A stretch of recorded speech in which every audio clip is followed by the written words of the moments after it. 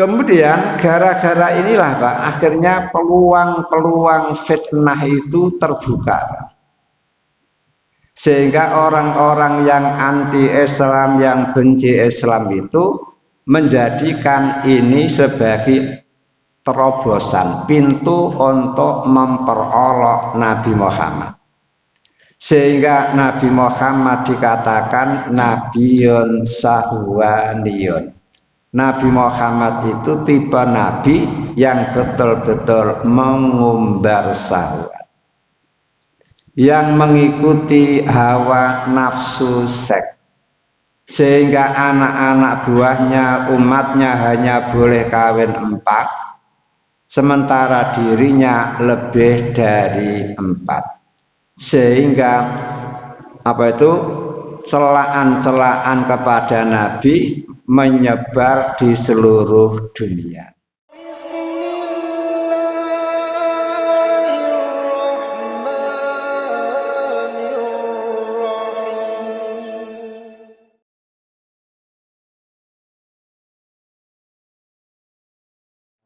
Warahmatullahi wabarakatuh.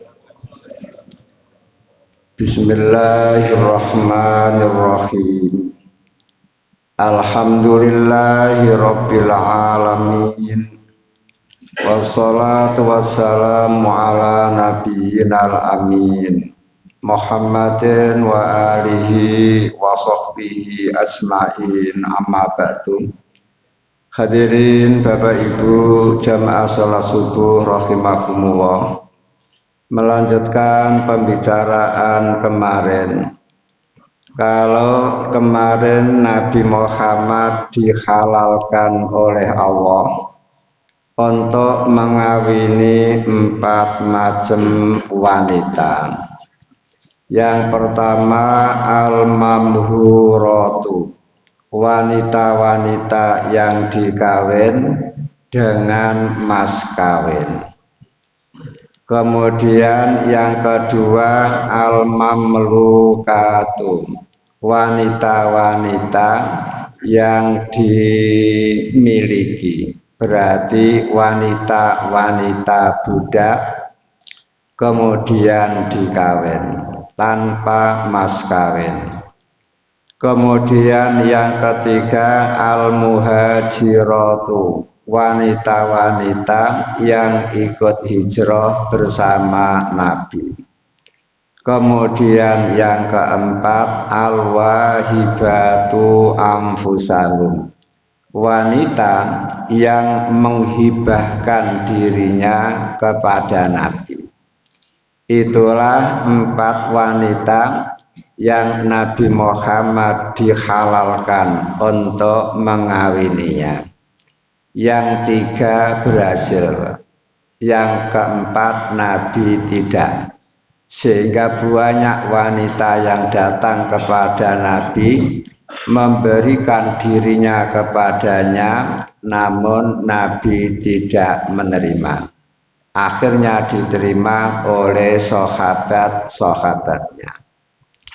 Lah jumlah wanita yang resmi menjadi istri Nabi setelah Nyai Khadijah meninggal dunia itu hanya 9.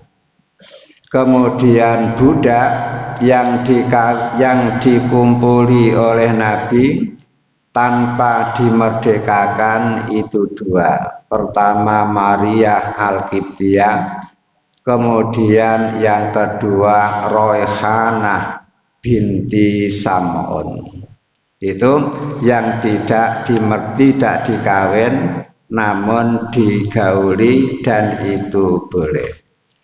Setelah istri Nabi dinyatakan oleh Allah at-thahiratu, wanita yang betul-betul suci bersih. Mereka kawin dengan Nabi Muhammad tidak mengharapkan dunia, tidak mengharapkan kekayaan dunia, namun murni karena cinta kepada Allah dan cinta kepada Rasulullah. Maka sejak itulah Allah melanjutkan ayat 52, yaitu surat Al-Ahzab, surat yang ke-33 ayat 52. Apa bunyi ayat? A'udzubillahi minasyaitonirrajim. La yakhillu, tidak halal. Laka untuk engkau an-nisa'u, wanita-wanita, mim ba'du, dari setelah mereka. Wala antabadala, dan juga tidak halal kamu mengganti bihinna, dengan mereka, min azwajin, dari beberapa istri. Walau a'jaba, walaupun mengagumkan, menggiurkan kepada kamu, husnuhunna, kecantikan mereka. Illa ma, kecuali budak, malakat yang memiliki yaminuka, tangan kanan kamu. La yakhillu lakan nisa'u mim ba'du. Wahai Nabi Muhammad, dulu kami telah memberi kebebasan kepada kamu, kawin dengan perempuan berapapun. Seperti Nabi Sulaiman, istrinya 300. Kemudian seperti Nabi Daud, istrinya 100. Kamu pun boleh kawin berapapun, 1000, 2000, dan seterusnya. Namun setelah itu kuberikan kepada kamu, sekarang la yakhillu lakan nisa'u min ba'du. Tidak halal untuk kamu wanita-wanita setelah istri-istri kamu yang ada. Berarti sejak ayat ini turun, Nabi Muhammad sudah tidak boleh menambah istri.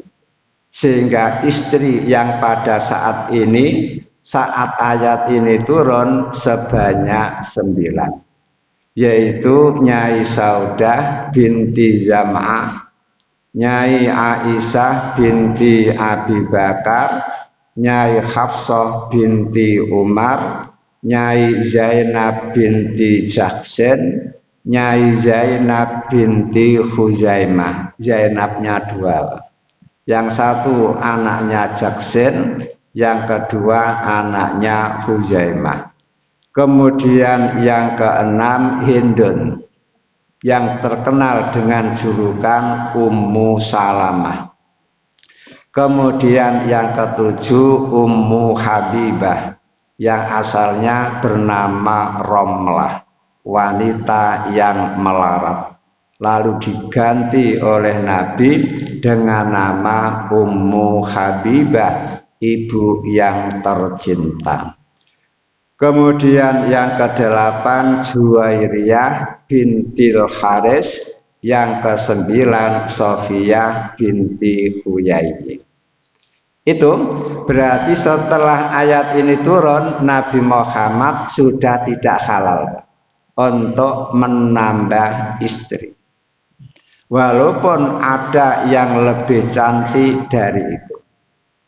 Dari 9 istri Nabi ini, Pak, yang paling cantik 4. Pertama Nyai Aisyah, yang kedua Zainab binti Jahsin, kemudian yang ketiga Juwairiyah bintil Haris, kemudian yang keempat Sofiyah binti Huyai. 4 orang istri Nabi ini luar biasa cantiknya. Sekarang diteruskan, wala antatabaddala bihinna min azwajin.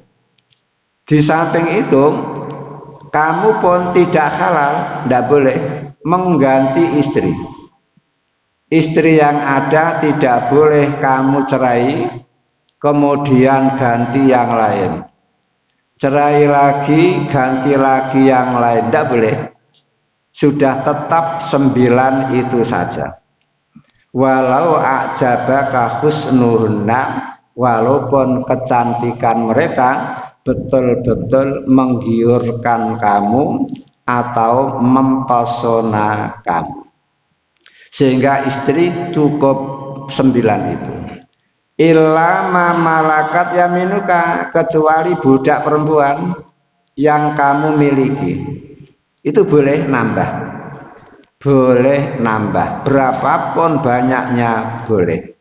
Ternyata walaupun Nabi direstui oleh Allah mengawini budak-budak yang dimiliki, ternyata Nabi Muhammad hanya 2 yang digauli. Pertama Maria Al-Qibtiyah, itu hadiah dari Raja Mesir.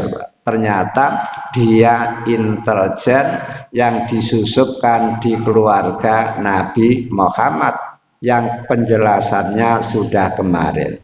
Kemudian yang kedua Royhanah, anak perempuannya Sam'un, itu budak milik Nabi, digauli oleh Nabi tapi tidak dimerdekakan.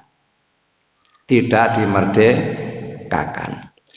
Kemudian gara-gara inilah Pak, akhirnya peluang-peluang fitnah itu terbuka. Sehingga orang-orang yang anti-Islam, yang benci Islam itu menjadikan ini sebagai terobosan, pintu untuk memperolok Nabi Muhammad. Sehingga Nabi Muhammad dikatakan Nabiyun Sahwaniyun. Nabi Muhammad itu tipe Nabi yang betul-betul mengumbar syahwat, yang mengikuti hawa nafsu seks. Sehingga anak-anak buahnya, umatnya hanya boleh kawin 4, sementara dirinya lebih dari 4. Sehingga celaan-celaan kepada Nabi menyebar di seluruh dunia. Namun sayang Pak, ada orang bukan Nabi, bukan raja, bukan rasul, bukan kepala negara Pak, tapi istrinya lebih, dan tidak ada yang mengolok-olok. Siapa itu? Itu ada seorang laki-laki yang namanya Ulsul Bello Nababa, orang Nigeria, istrinya 107, dan ini pun ditayangkan di TV jenengan ada. Kemudian Asensus, orang Kenia, istrinya 130. Sampai waktu itu MUI kita, Majelis Ulama, menanyakan apa agamanya itu. Istrinya 130, yang satu 107. Namun pembenci Islam tidak ada yang memperolokkan. Sementara Nabi Muhammad istri hanya 9, padahal Nabi Muhammad dibolehkan oleh Allah kawin berapapun, oke, begitu. Namun Nabi Muhammad hanya kawin seperti itu saja. Itu sudah dijadikan bulan-bulanan. Itulah yang namanya orang benci kepada Islam, sehingga walaupun Islam indah, keindahan Islam itu ditutup-tutupi. Hal ini persis Pak, seperti sinar matahari. Semua orang tahu Pak, manfaat sinar matahari itu, namun tetap masih ada yang benci dengan matahari. Siapa? Orang yang matanya sakit. Orang yang matanya sakit mesti Pak, tidak senang dengan sinar matahari. Sama dengan apa? Semua orang lidahnya itu senang dengan air putih Pak. Namun ada yang benci dengan air putih. Siapa? Orang yang sari awalah. Dengan demikian panjenengan tidak perlu kecewa dengan orang-orang yang membenci syariat Islam, membenci Nabi Muhammad gara-gara kawin lebih dari 4, padahal umatnya hanya dibolehkan 4. Itu karena apa? Mereka dianggap sedang sakit sehingga perlu diobati. Cara mengobati adalah datang ke Masjid Raudhatul Jannah untuk mengikuti kajian. Karena Al-Quran adalah syifaun lima fis sudur, sebagai obat hati, sehingga sakit-sakit yang berada di dalam hati bisa disembuhkan oleh Al-Quran.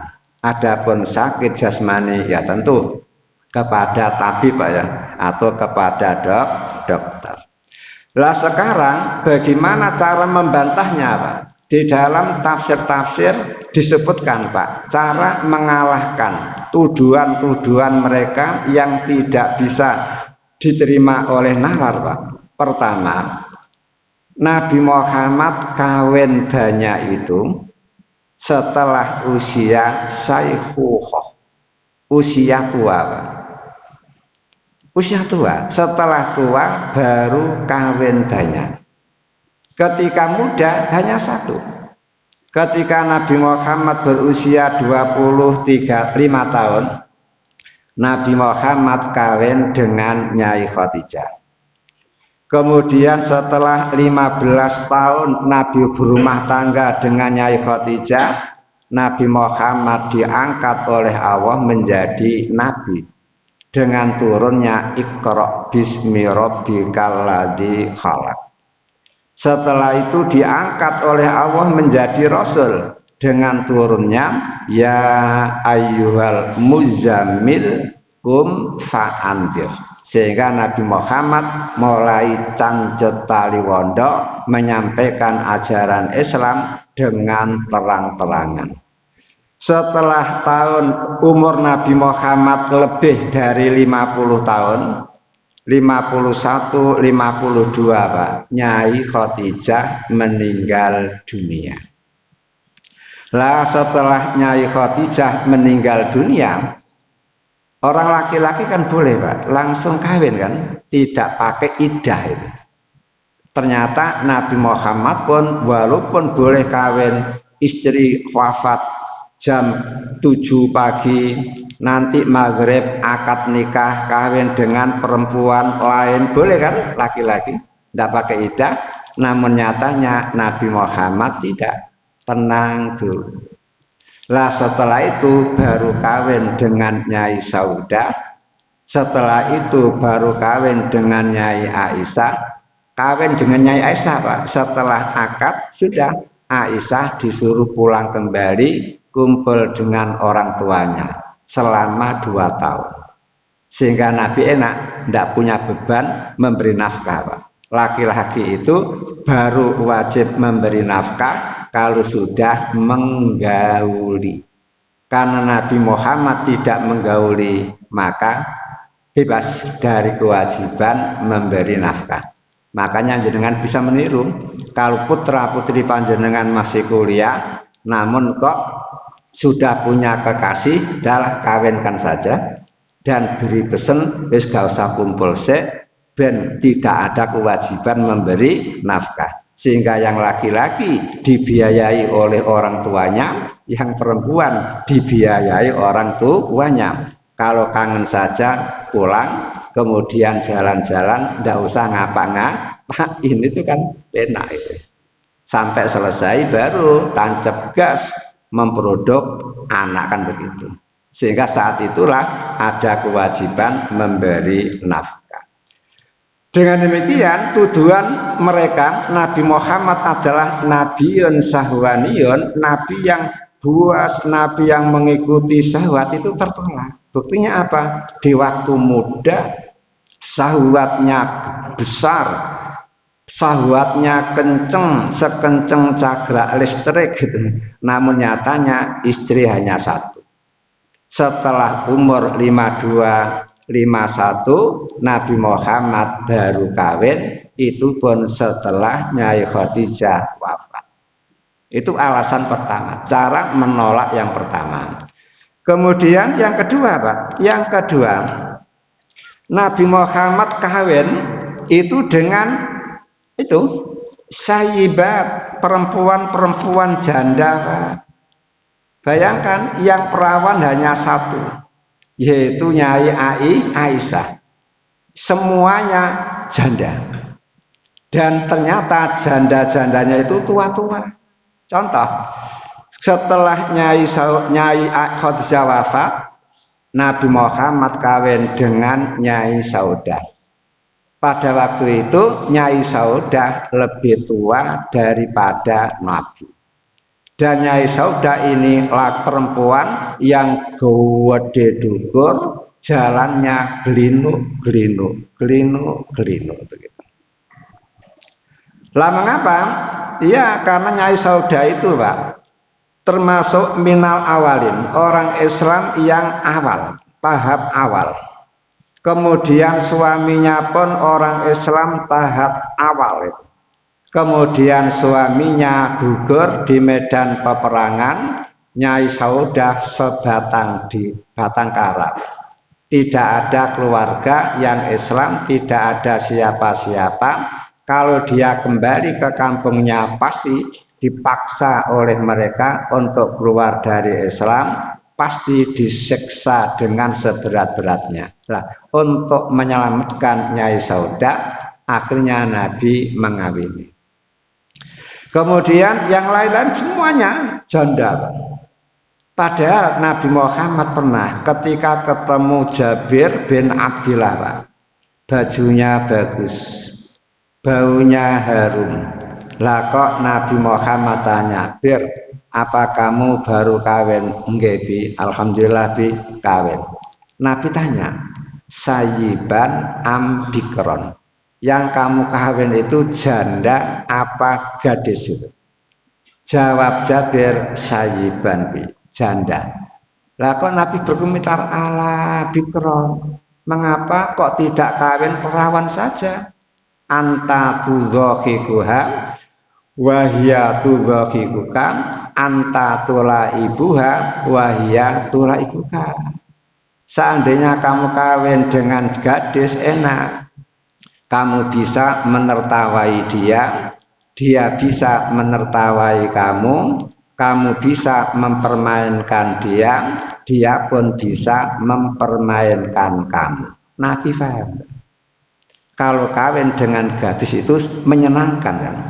Namun nyatanya mengapa Nabi Muhammad kawin yang 9 itu 8 istri, semuanya janda, mantan semua, bekas semua. Yang masih orisinil hanya Nyai Aisyah. Ini menunjukkan bukan karena dorongan syahwat, bukan karena dorongan hawa nafsu. Dan ini menunjukkan memang syariat Islam itu luar biasa benarnya. Coba siapapun yang anti poligami, Pak, pasti kalah, Pak. Karena apa? Kenyataan di dunia ini yang namanya populasi antara laki-laki dan perempuan banyak mana, Pak? Perempuan. Lebih-lebih sekarang Palestina perang gitu. Berarti yang wafat banyak yang laki, perempuan berarti banyak yang hidup sebatang kara. Bahkan di dunia sekarang ini, Pak, ada 6 negara, Pak, krisis kaum laki-laki. Antara laki-laki dan perempuan mulai 1 berbanding 4 sampai 1 berbanding 7.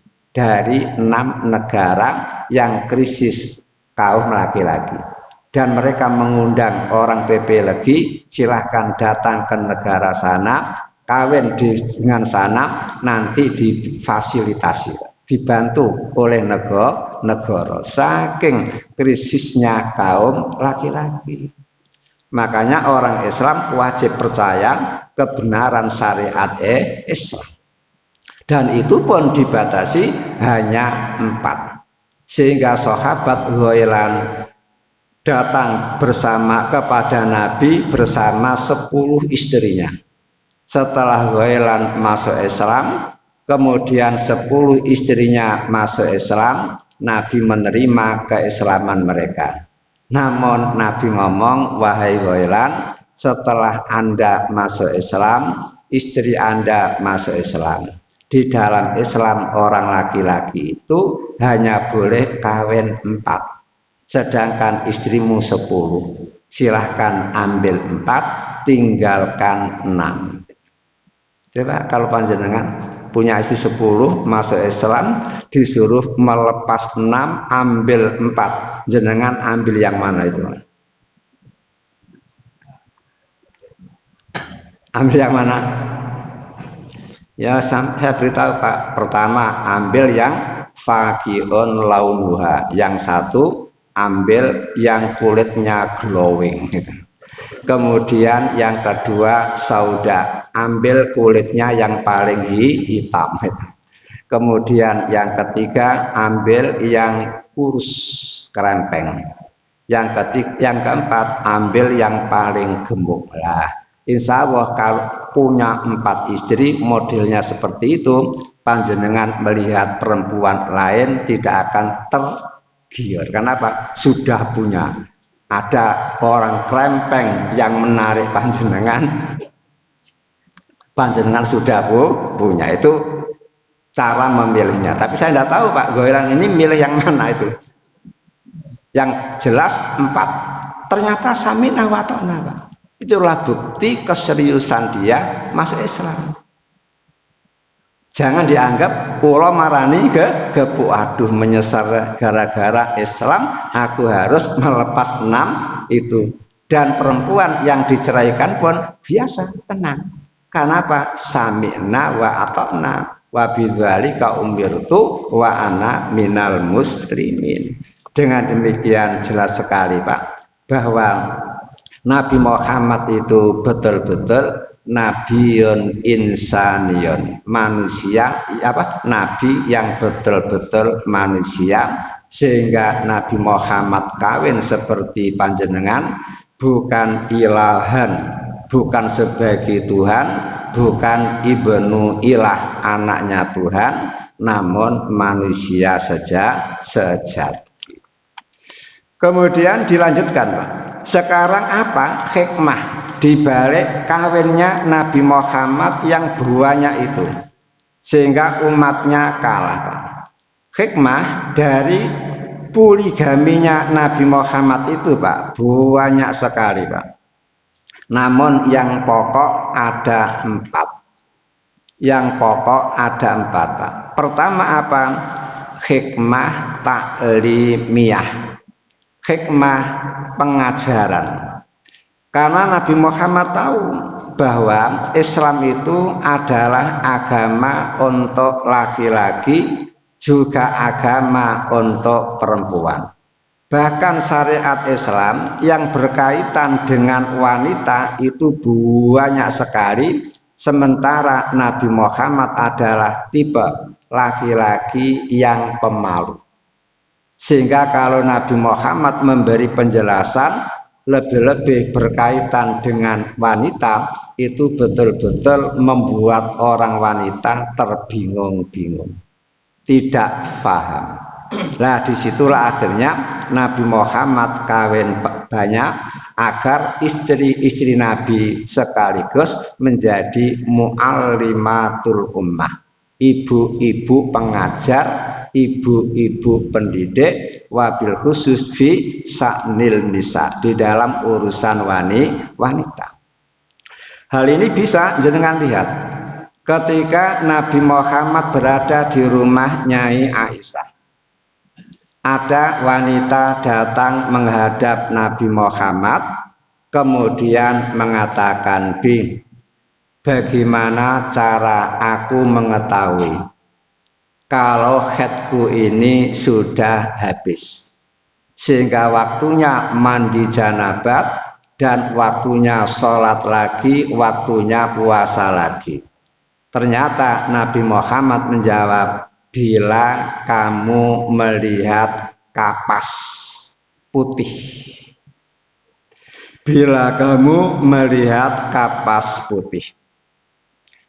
Yang bertanya terbengong-bengong, apa Bi?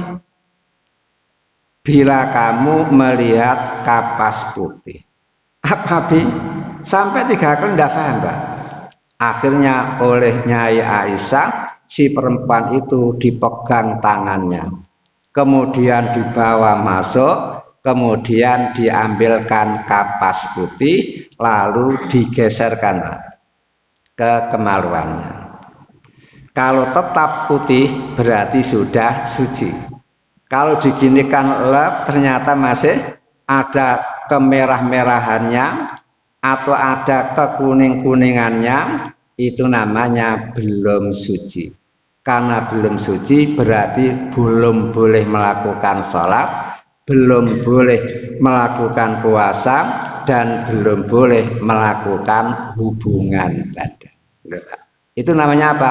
Namanya banyak hal-hal yang berkaitan dengan wanita yang Nabi Muhammad tidak berani menjelaskan. Beda dengan mubalek sekarang, ya kadang-kadang ada yang tega menyebut terang-terangan, ya ada bagusnya sehingga wanita tidak usah tanya lagi, langsung paham. Namun untuk Nabi Muhammad tidak berani menyebut hal-hal semacam itu secara vulgar itu. Kemudian contoh yang kedua, Nabi Muhammad ketika di rumah Ummu Salamah, Pak, ada seorang perempuan namanya Ummu Sulaim. Dia datang, Bi, bagaimana kalau ada orang perempuan ikhtalamat, mimpi, apakah dia itu wajib mandi janabat apa tidak? Kata Nabi Muhammad, idza ra'atil ma, dia baru wajib mandi janabat apabila dia melihat air. Jawaban Nabi kan membingungkan, ya. Pertanyaannya, Bi, kalau ada orang perempuan mimpi, apakah dia wajib mandi janabat? Jawab Nabi, iya, bila dia melihat air. Masih belum paham. Ummu Salamah ngomong, Mbak sampean ini mengada-ada. Apa ada sih perempuan yang mimpi seperti itu? Nabi Muhammad baru ngomong, wahai istriku Ummu Salamah, kalau perempuan tidak mengeluarkan air mani, fabima yusbiuhal walad. Dari mana anak kok bisa menyerupai wanita?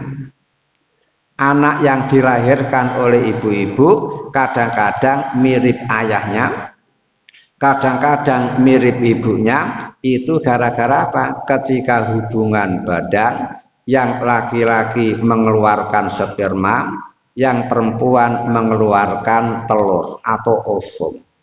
Lah mana yang dominan, itulah yang asabah, yang bisa menyerupai. Kalau yang dominan adalah spermanya laki-laki, maka anak mirip bapaknya. Namun kalau telurnya itu yang dominan, maka anak akan menyerupai ibunya. Permasalahannya apa ada? Anak mirip tonggo. Jadi kalau tidak menyerupai ayahnya, ya ibunya. Itu kan apa? Bukti kedua-duanya adalah mengeluarkan. Hal ini sama dengan di dalam surat Al-Insan ayat pertama, Pak, ya. Inna khalaqnal insana min nutfatin amsajin nabtali. Kalau enggak, pertama kedua ini. Sesungguhnya kami Allah telah menciptakan manusia dari nutfah amsajin yang campur.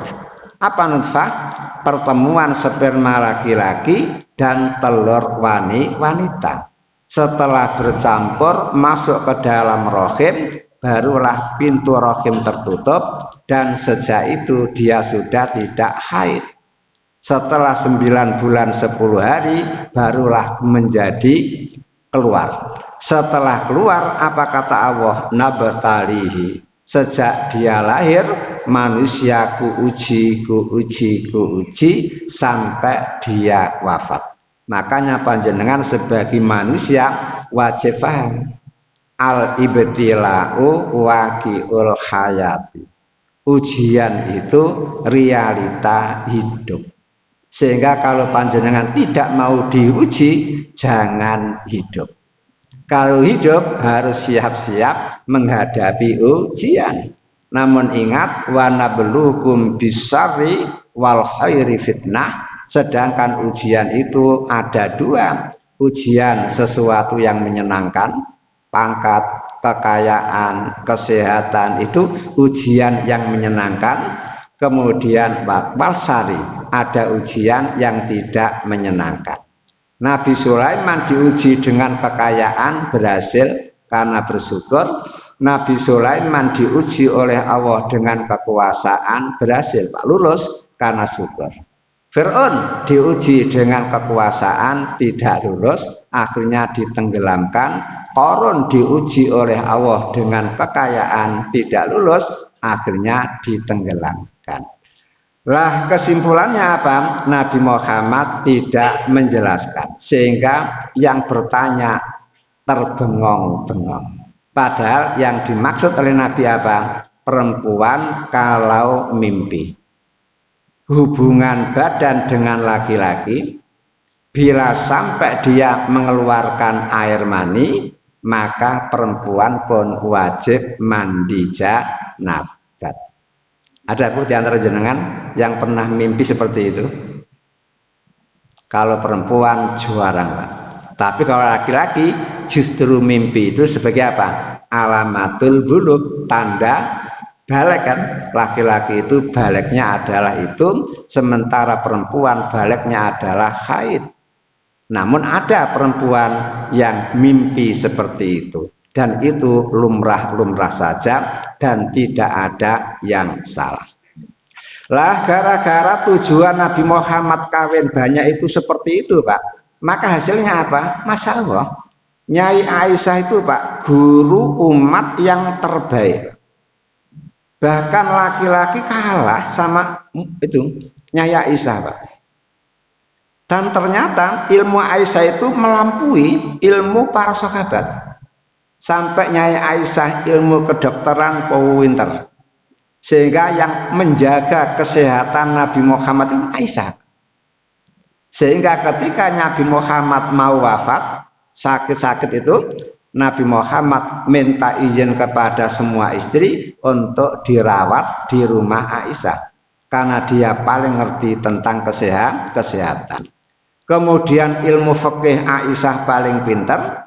Kemudian ilmu faraid Nyai Aisyah paling pinter.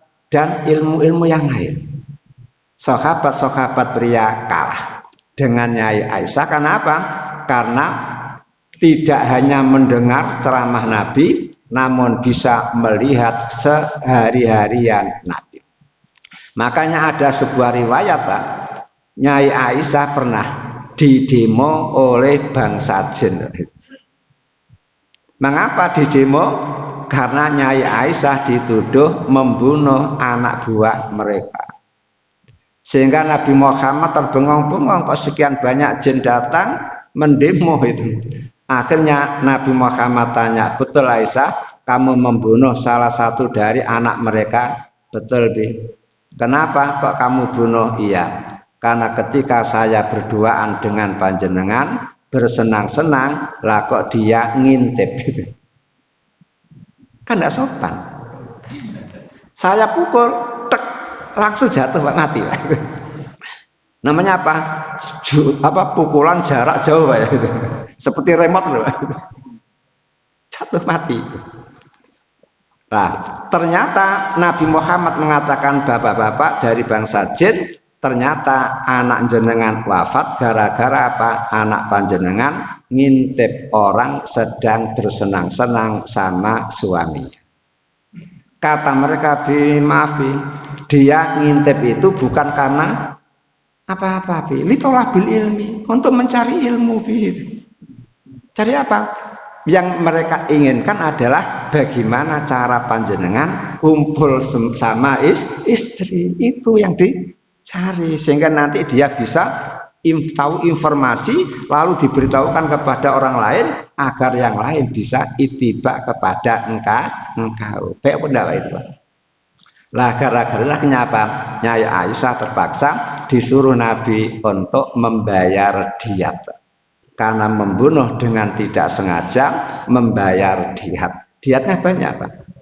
100 ekor onta itu. Itu pun ontanya bervariasi. Onta dewasa, onta muda, onta hamil dan seterusnya.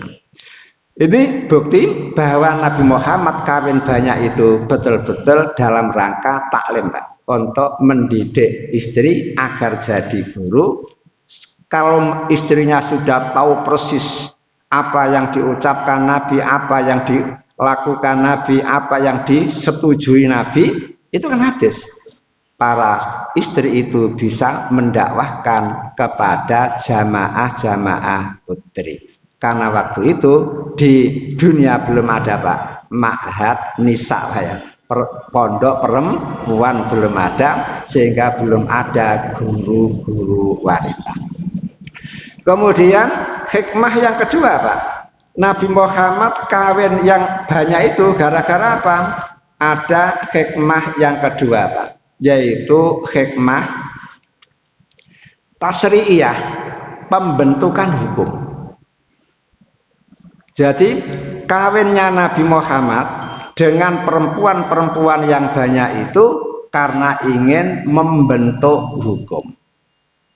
Coba lihat, sebelum Nabi Muhammad terangkat menjadi Nabi dan Rasul, di Madinah, di Mekah, di masa jahiliyah, Pak, mereka punya amalan-amalan bid'ah, Pak, yaitu mengangkat anak angkat.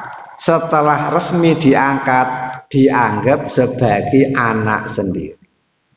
Karena dianggap anak sendiri, berarti apa?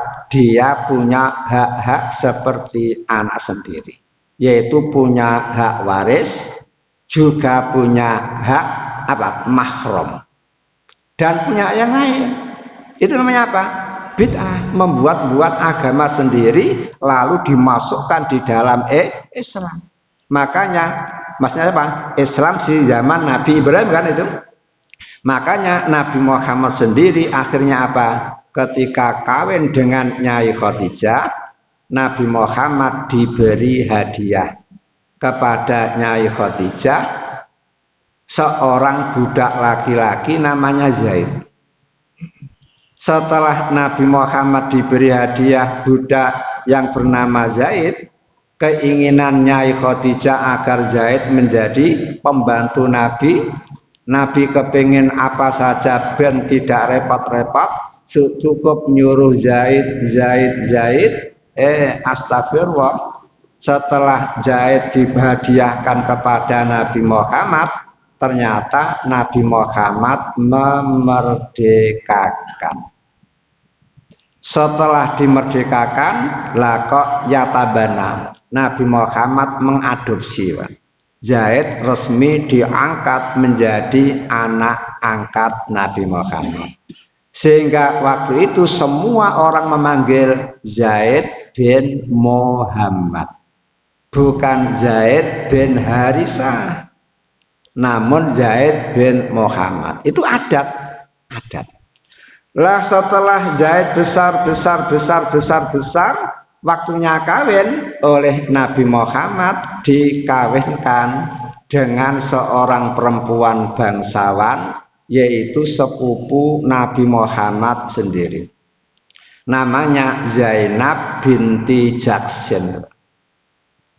Ketika Zainab di kedatangan Nabi Muhammad, kemudian Nabi Muhammad melamar, Pak, dianggapnya itu Nabi yang melamar, Pak. Itu ternyata Nabi Muhammad melamarkan anak angkatnya, yaitu Zaid. Lah berhubung Nabi Muhammad yang menyuruh, yang melamar, Zainab pun oke, setuju, sehingga terjadilah perkawinan. Masalah, Pak, setelah terjadi perkawinan tidak cocok, Pak, karena Zaid adalah orang yang kulitnya hitam itu, Sementara Nyai Zainab Pak, faqi'un launuha, kulitnya glowing Pak, sehingga bisa untuk berkaca Pak. Saking beningnya, saking cantiknya, sehingga tidak seimbang. Zaid mantan budak, berarti kelas apa Pak? Kalau istilah zaman Majapahit ada kaum sudra, kaum apa lagi Pak itu ya? Tidak boleh duduk bersama-sama karena beda kasta begitu kan. Sementara Zainab ini bangsawan, misanannya Nabi, anaknya Umaymah. Umaymah itu mbakyunya Abdullah, bapaknya Nabi Muhammad, berarti sepupu. Ternyata hari demi hari dilalui, tidak pernah ada kecocokan. Setiap Zaid mendekat dijejek gitu. Jauh lagi, mendekat lagi, dijejek lagi, terus tidak patut Pak. Setelah tidak patut, ternyata Nabi Muhammad disuruh oleh Allah menasihati Zaid agar tetap sabar menunggu sabar menggauli istrinya. Ternyata setelah disuruh sabar, ternyata tidak kuat juga Pak. Apa artinya punya istri cantik secantik boneka Pak ya, namun ketika didekati tidak mau, ketika disentuh tidak mau, akhirnya sudah dia mau menceraikan. Setelah dicerai, ternyata Allah mengawinkan Nabi Muhammad dengan Zainab, mantan janda anak angkatnya. Padahal kawin dengan mantan janda anak angkatnya Pak, itu aib dalam dalam pandangan jahiliyah. Ternyata Allah mengawinkan di atas 7 langit sana Pak, di ars sana. Namun Nabi Muhammad tidak ngomong gitu, tidak berani ngomong. Kenapa? Melawan adat, kan berat Pak.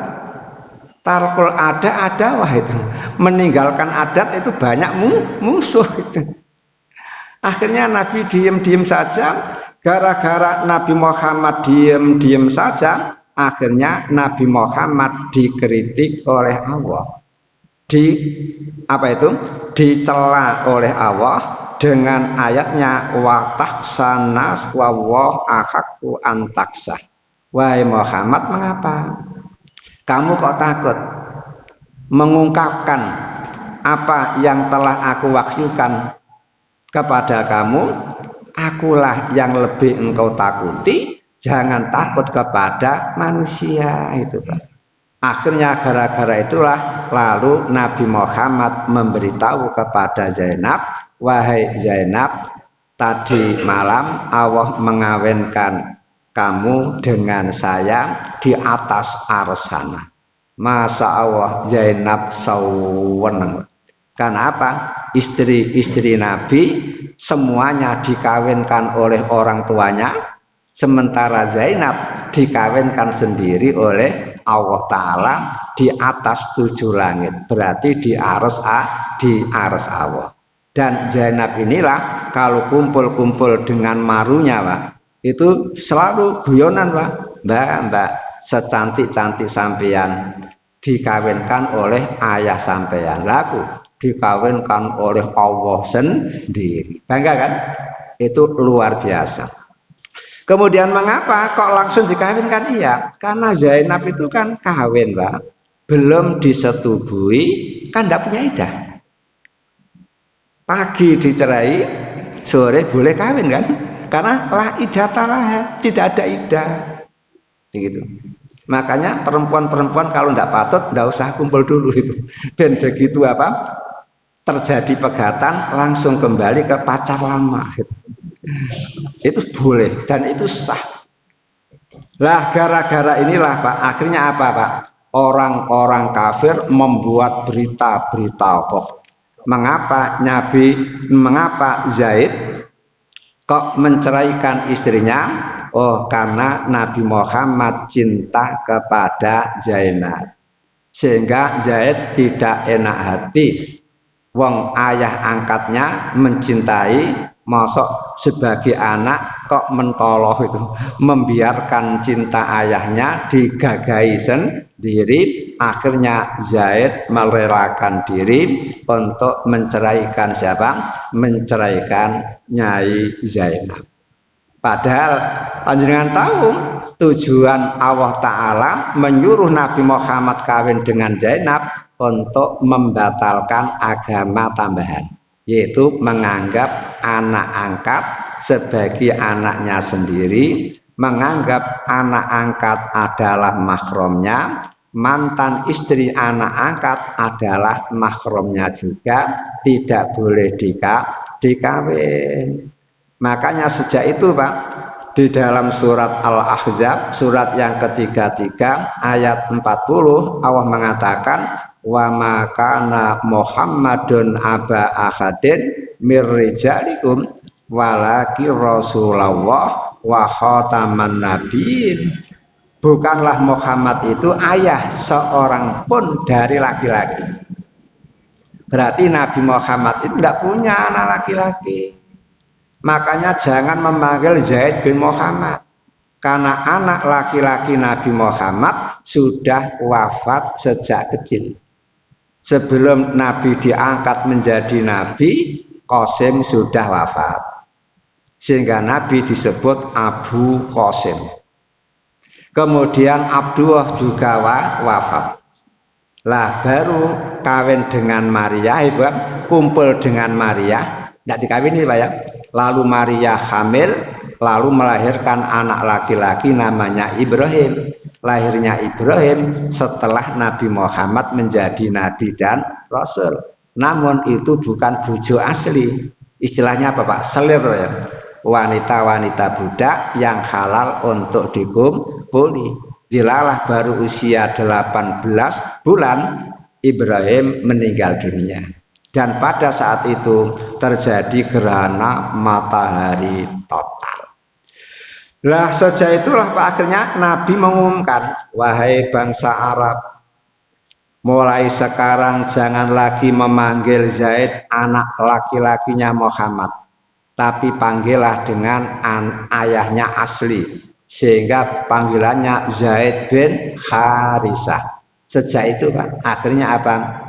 Semua orang memanggil Zaid bin Harisah, tidak lagi Zaid bin Muhammad. Itulah hebatnya syariat. Syariat yang bukan agama Islam dihilangkan oleh Nabi, maka panjenengan apabila mengadopsi anak Pak, harus hati-hati. Karena anak yang panjenengan adopsi itu tidak menjadi mahram, hilang kecuali itu apabila panjenengan susui terlebih dahulu, dan harus di masa susuan, yaitu di bawah umur 2 tahun. Lah kalau panjenengan mengadopsi anak laki-laki atau perempuan di bawah umur 2 tahun, silahkan disusui dulu. Khamsu radha'atin maklumatin yuharrimna. 5 kali susuan yang diketahui itu bisa membuat orang jadi mahram. Enak Pak. Setelah kecil di rambut, setelah balik bebas dengan panjenengan. Kalau yang jenengan rambut itu perempuan, karena disusui oleh istri panjenengan 5 kali, maka ketika balik jenengan masih halal. Bersalaman boleh, bersentuhan boleh, jalan berdua boleh, pergi berdua juga boleh, karena mahram. Begitu pula kebalikannya, bila anak yang diadopsi itu laki-laki, karena disusui, maka ketika laki-laki itu balik, ibu-ibu masih halal. Apa itu jalan-jalan berdua, gandengan berdua, sampai ngesun pun halal, karena mahram. Namun kalau tidak disusui dulu, tidak halal Pak. Begitu balik harus min waroi hijab, harus ada batas, harus ada batas. Makanya kalau tidak bisa menyusui ya gampang, mengadopsi saja keponakan sendiri, ya tak? Istri jenengan punya suami panjenengan punya ponakan wedok, nah itu silakan diadopsi. Sehingga untuk panjenengan ya mahram apa itu bebas kumpul dengan istri suami panjenengan juga bebas kumpul karena keponakannya sendiri. Kemudian jadi kesimpulannya Pak, ketika peristiwa Nabi Muhammad kawin dengan Zainab itu sejak dulu Pak, yang namanya isu-isu itu luar biasa hingga sekarang digoreng oleh orang-orang yang anti Islam. Mengapa digoreng Pak? Ya untuk menjatuhkan syariat Islam agar panjenengan ikut benci kepada mereka. Bagaimana gosipnya? Gosipnya dijelaskan Pak. Katanya Nabi Muhammad pernah jalan-jalan lewat di rumah Zaid. Dilalah waktu itu Zaid tidak ada. Sementara Nabi Muhammad melihat ke dalam, tahu Nyai Zainab sedang tidur telentang gitu. Gara-gara pandangan pertama itulah akhirnya Nabi Muhammad tidak bisa tidur Pak. Mau makan ingat dia, mau minum ingat dia, mau BAB ingat dia, mau cabut juga ingat dia. Akhirnya membuat Zaid tidak enak, lalu ngalah. Diceraikanlah Zainab agar dikawini oleh Nabi. Padahal itu adalah untuk hikmah pembentukan hukum. Samalah dengan larangan khamr Pak ya. Larangan khamr itu susah Pak. Karena minum khamr itu sudah menjadi adat mendarah daging buat bangsa Arab. Sama dengan panjenengan minum air putih. Bangun tidur minum air putih, makan pagi minum air putih, berarti sudah mendarah daging. Itu kok dilarang oleh Islam? Kan berat Pak. Ternyata Islam punya tahapan. Tahapan pertama turun ayat apa itu? Yang namanya arak itu ada manfaatnya, juga ada maudharatnya. Maudharatnya jauh lebih besar daripada manfaatnya.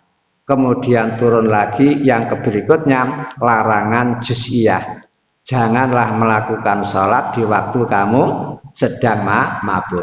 Setelah itu baru larangan total, yaitu jauhilah arak in kuntum mukminin, jika betul-betul kamu beriman. Itu namanya apa? Pembentukan hukum. Kemudian yang ketiga Pak, hikmah istimaiyah Pak, untuk memperkokoh hubungan sosial. Jadi Nabi Muhammad mengawini perempuan banyak itu dalam rangka memperkokoh hubungan sosial. Bayangkan orang yang paling berjasa di dalam Islam Pak, nomor satu Abu Bakar. Orang yang paling berjasa di dalam Islam, wabil khusus kepada Nabi Muhammad. Sehingga harta Abu Bakar adalah hartanya Nabi, bahagianya Abu Bakar bahagianya Nabi, sengsaranya Nabi sengsaranya pula Abu Bakar. Seperti itu perjuangan Abu Bakar, maka untuk mengikat agar tidak pindah partai. Akhirnya apa? Nyai Aisyah dikawin sendiri oleh Nabi Muhammad. Sementara adat orang Arab Pak, kalau jadi menantu berarti resmi keluarga sendiri. Kalau menjadi ponaan berarti resmi keluarga sendiri. Kalau hidup di satu kampung berarti dianggap satu keluarga sendiri, itu adat. Kemudian Nabi Muhammad kawin lagi dengan Hafsah, anaknya Umar. Ketika suaminya Hafsah gugur di medan peperangan, Umar susah, anaknya janda. Kebetulan waktu itu Utsman pun istrinya mati Pak. Istrinya wafat itu. Akhirnya Umar menawarkan Hafsah kepada Utsman, "Man in syi'ta angkah tuka Hafsah binta Umar, yen awakmu mau, aku ingin mengawinkan kamu dengan putriku yang bernama Hafsah." Kata Utsman, "Saanduru layalia." Wahai Umar, akan aku pikir dulu beberapa malam, nanti baru saya jawab. Begitu Pak. Mungkin distikharoi Pak. Setelah beberapa hari ketemu Umar. Akhirnya Utsman ngomong qad badali ala atazawwajal yaum. Baik Umar, sudah nampak pada diriku aku tidak ingin kawin pada hari-hari ini. Umar tek kaget, aduh, lamaran ditolak. Moga-moga dukun tidak bertindak. Kemudian Umar datang kepada Abu Bakar. Insita angkat tukah Hafsah. Kalau kamu mau, aku ingin mengawinkan kamu dengan Hafsah, anakku. Diwayah tidak apa-apa. Abu Bakar, Pak, diem, tidak wahing, tidak watuk, tidak menjawab, diem saja. Sampai Umar malu, langsung kabur. Kabur. Sampai di rumah bingung Umar itu. Astagfirullah. Utsman saya tak lamar, ditolak. Abu Bakar saya lamar, dia malah tidak jawab, tidak apa-apa, menghina saya. Tidak lama lah kok Nabi Muhammad datang ke rumah Umar. Mar, anakmu rondo, piye? Kalau tak rabi sendiri, alhamdulillah, langsung Pak dikawinkan dengan Nabi Muhammad. Lah kok ketika Abu Bakar datang, Utsman datang, kumpul Pak. Ketika walimahan itu Abu Bakar ngomong, Mar, ketika kamu menawarkan anakmu kepadaku, aku diem saja, yakin kamu marah kan? Kata Umar, ya, marahku kepada kamu lebih dahsyat daripada marahku kepada Utsman. Lah kok Abu Bakar menjawab, mengapa aku diem? Karena aku tahu sejak anak kamu janda, Nabi Muhammad itu sering-sering ngomong Hafsah rondo kan. Padahal ada rumus kan, man ahabba say'an aksara dzikra. Siapa yang cinta kepada seseorang pasti sering-sering menyebut. Berarti saya bisa menilai, oh Nabi itu cinta kepada Hafsah. Buktinya apa? Nganggur-nganggur menyebut Hafsah. Nah, makanya dengan saya beritahu, kalau cinta kepada wanita lain jangan menyebut-nyebut di hadapan istri. Nanti istri panjenengan tahu, wah berarti bojoku kan begitu kan. Itu kaidahnya apa? Man ahabba say'an aksara dzikrahu. Siapa yang cinta seseorang pasti dia akan sering-sering menyebut. Kalau toh dia pandai menyembunyikan, Pak, yakin konangan. Kenapa? Begitu dia tidur, mimpi menyebut-nyebut kekasihnya. Akhirnya istri yang ada di sampingnya kok tahu juga, oh berarti suamiku batin si dia itu, Pak. Kemudian Nabi Muhammad jawab, ini Mar, anakmu dapat jodoh lebih baik daripada Bakar, lebih baik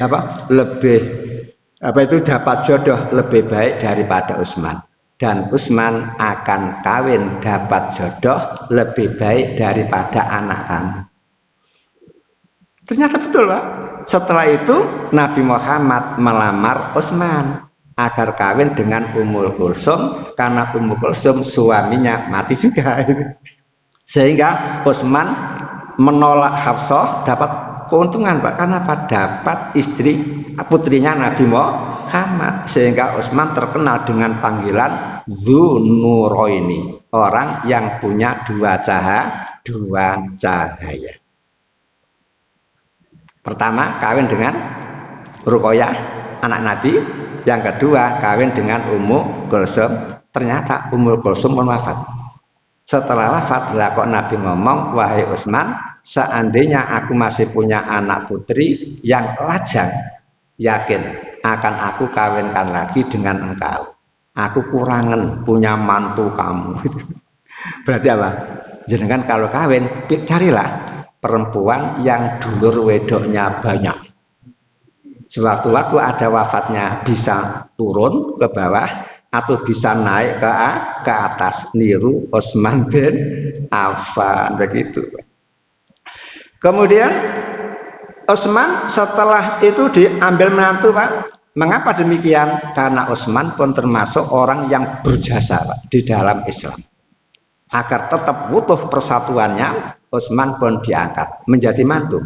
Kemudian Ali juga diambil menantu Nabi, dapat Fatimah, sehingga 4 orang inilah orang yang hebat-hebat di dalam Islam dan pembela Nabi Muhammad yang luar biasa. Akhirnya diambil semuanya, Pak, agar tidak lari kemana-mana. Padahal waktu itu Nabi Muhammad belum kenal dengan istilah bajing loncat.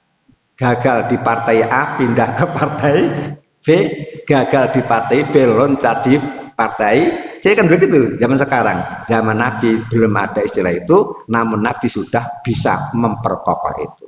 Termasuk apa? Nabi Muhammad kawin dengan Romlah. Romlah itu kan musuh Abu Sufyan, itu musuhnya Nabi Muhammad, panglima perang orang Mekah itu. Gara-gara Romlah dikawin oleh Nabi, Abu Sufyan lemes. Kalau perang melawan orang Islam sama dengan memerangi mantunya sendiri. Akhirnya apa? Tahun ke-8 Abu Sufyan pun masuk Islam. Dan ketika masuk Islam, Pak, Abu Sufyan pun pembela Nabi yang luar biasa. Ketika perang Hunain, Abu Sufyan berada di samping kiri Nabi. Ketika diserang musuh bertubi-tubi, Abu Sufyan lah yang menghalau. Seperti itu. Kemudian yang terakhir, Pak, hikmah sia-sia, hikmah politik. Jadi Nabi Muhammad kawin banyak itu pun karena ada istilah siasat, politik. Contoh, Nabi Muhammad kawin dengan Juwairiyah. Juwairiyah itu, Pak, waliyatul ahdi, Pak, putri mahkota. Karena Juwairiyah adalah anak kepala suku. Anaknya kepala suku yang bernama Al-Haris, Banil Mustalik, Pak. Ketika kalah perang, kemudian mereka tertangkap, sehingga 100 lebih orang yang ditawan. Di antara yang ditawan adalah Juwairiyah. Pada waktu itu Juwairiyah menjadi milik tentara yang bernama Sabit bin Qais, Pak, ya. Kemudian oleh Sabit, wahai Juwairiyah, kamu boleh merdeka asalkan mau membayar cicilan. Kata Juwairiyah, oke. Akhirnya setelah harga ditentukan 9 uqiyah, lalu Juwairiyah lah kok menemui Nabi. Saya boleh merdeka, oleh sahabat engkau namanya itu Sabit bin Qais, namun harus membayar tinggi, tolong bantu aku. Lah kok Nabi ngomong, saya sanggup membantu kamu lebih dari itu. Apa, akan aku tebus kamu dan akan aku kawin kamu. Langsung, Pak, Juwairiyah sujud syukur, Pak. Karena apa? Bisa merdeka dan sekaligus menjadi istri Nabi. Kan tidak sembarang orang. Akhirnya betul, setelah Juwairiyah dibebaskan oleh Nabi dengan nebus, lalu Nabi Muhammad mengawini Juwairiyah. Gara-gara Nabi kawin dengan Juwairiyah, Pak, semua suku Bani Mustalik masuk Islam. Dan 100 tawanan perang, Pak, yang ada di tangan orang Islam dibebaskan semuanya. Mengapa bebaskan? Mosok mentolong. Wong Juwairiyah istri Nabi, sementara sahabat-sahabat menawan keluarga Juwairiyah, kan enggak punya toto kromo, Pak. Akhirnya apa? 100 orang tawanan dibebaskan semuanya. Sehingga semua bangsa Bani Mustalik itu kagum kehebatan Juwairiyah. Berarti Juwairiyah itu wanita yang full barokah. Gara-gara dia budak sebanyak 100 menjadi merdeka semua. Begitu pula Sofiyah, Pak. Sofiyah pun anaknya kepala suku, Pak, Bani Quraidah, yang bapaknya dihukum pancung oleh tentara Madinah, Pak, gara-gara berkhianat itu. Namun waktu itu Sofiyah sudah hidup di Khaybar. Setelah perang Khaybar kalah, Sofiyah menjadi tawanan. Nah, ketika Sofiyah menjadi tawanan, Dihiyah Al-Kalbi datang kepada Nabi, perang sudah menang, rampasan perang banyak, aku tidak minta apapun Bi, hanya satu, berikan Sofiyah kepadaku. Oke. Setelah Dihyah langsung lari menemui Sofiyah, kamu milikku, kamu milikku, biidnillah, biidni Rasulillah, dengan izin Rasulullah. Akhirnya para sahabat termenung, astagfirullah, kok diberikan Dihyah, tidak pantas. Sofia itu yang pantas dikawin Nabi Muhammad sendiri. Pertama cowok, kedua anaknya kepala suku gitu. Akhirnya apa? Para sahabat datang kepada Nabi Muhammad membuat petisi, 100 petisi. Sehingga mereka mengatakan, Bi, semua teman geremeng Bi, gara-gara engkau berikan Sofiyah kepada Dihyah. Maunya mereka, Sofiyah itu pantas hanya untuk engkau Bi. Akhirnya terpaksa Dihyah dipanggil lagi, disilahkan milih budak-budak yang lain, mana dia suka, lepaskan Sofiyah.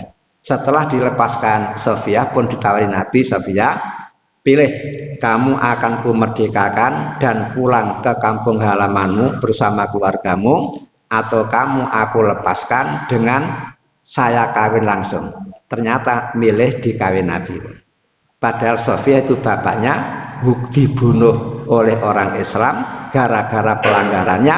Ternyata Sofiyah tidak ada dendam sama Nabi Muhammad, dan dengan hubungan dengan Sofiyah akrabnya luar biasa.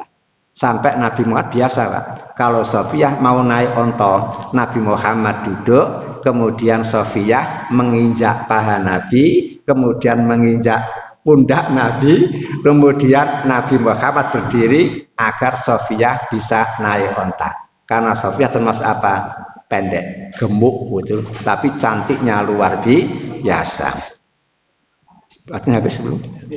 Hadirin yang berbahagia, itulah 4 hikmah ya yang harus diingat-ingat mengapa Nabi Muhammad kawin banyak. Pertama, untuk pendidikan agar ada guru wanita.